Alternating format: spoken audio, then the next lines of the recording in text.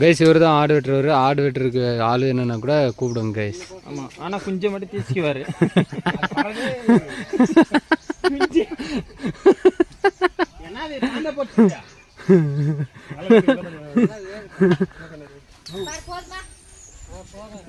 Guys இங்க பாருங்க guys, ஆடு வெட்டுனதுக்கு அப்புறம் அதோட சதை எப்படி துடிக்குதுன்னு.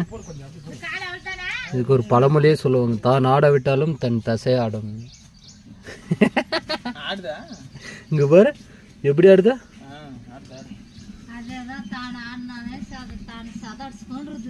அது வந்து தாய்க்கு தான் ஆடினாலே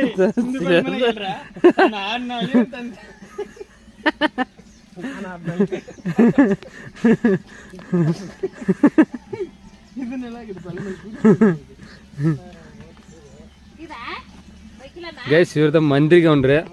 அந்த ஆட்டு மூக்கில் விட்டு நோண்டுறாரு. இன்னும் கொஞ்ச நேரத்தில் செளியே வந்துட மாட்டேங்குது கைஸ். சளி வர வரைக்கும் அதோட மூக்கை விட மாட்டாருன்னு நினைக்கிறேன்.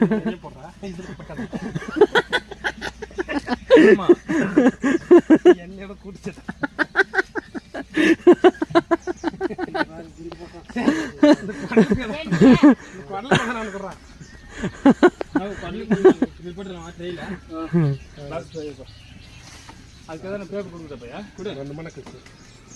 ஏன்னா பேப்பர்